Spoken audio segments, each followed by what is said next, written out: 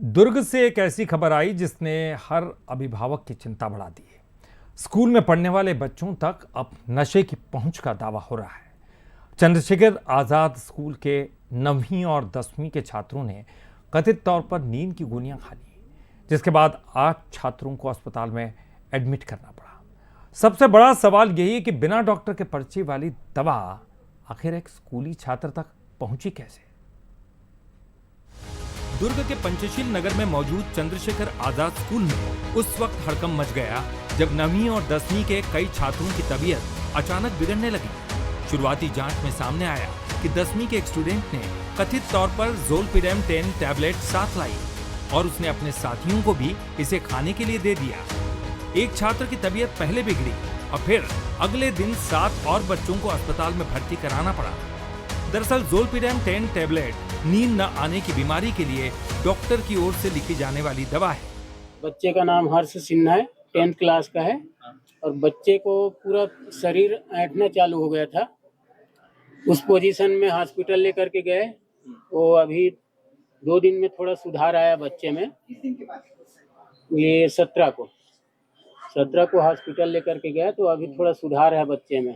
तरुण गुप्ता करके कोई लड़का जो है ना, बच्चे को टेबलेट दिया है। अब ये क्या टेबलेट है क्या नहीं है ये पता नहीं। तो फिर प्रिंसिपल उनके पास उसके पास गए ना, तो शायद वो फोटो भी दिया। फिर वो लड़का फिर बताया।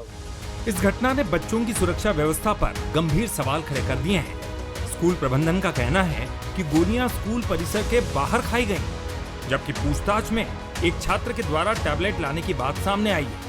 हमारे यहाँ के बच्चों ने कुछ दवाइयाँ जो प्रतिबंधित है उनका सेवन कर लिया था और ये दवाई उसको हमारे 10th क्लास के बच्चे तरुण गुप्ता के द्वारा उपलब्ध कराई गई, पर इसकी जानकारी संस्था में किसी भी शिक्षक को नहीं थी, क्योंकि ये दवाई उनके द्वारा संस्था से बाहर दी गई।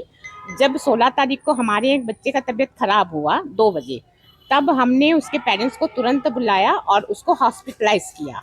अब हमने शासन को, प्रशासन को इसकी जानकारी दे दी है।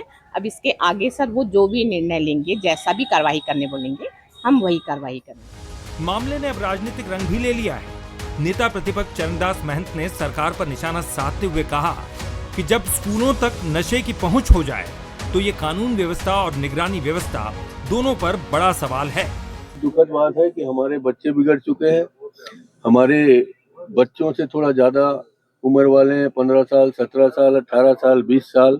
स्कूलों में नशे की सप्लाई हो रही है, हॉस्टलों में सप्लाई हो रही है, हाई स्कूलों में हो रही है, कॉलेज में हो रही है। ये सबसे बड़ा दुखद हम परिवार वालों के लिए है, जिसको इस प्रदेश के गृह विभाग को या प्रदेश के माननीय मुख्यमंत्री को देखना चाहिए और संभालना चाहिए और निर्देश देने चाहिए। फिलहाल पुलिस ने कथित तौर पर ज़ोलपीडेम 10 दवा बरामद कर जांच शुरू कर दी है।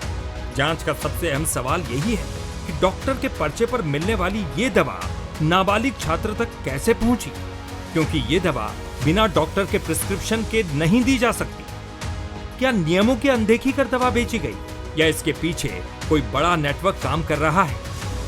इन सवालों के जवाब अब पुलिस जांच से सामने आएंगे। रॉबिन ठाकुर, बंसल न्यूज, दुर्ग।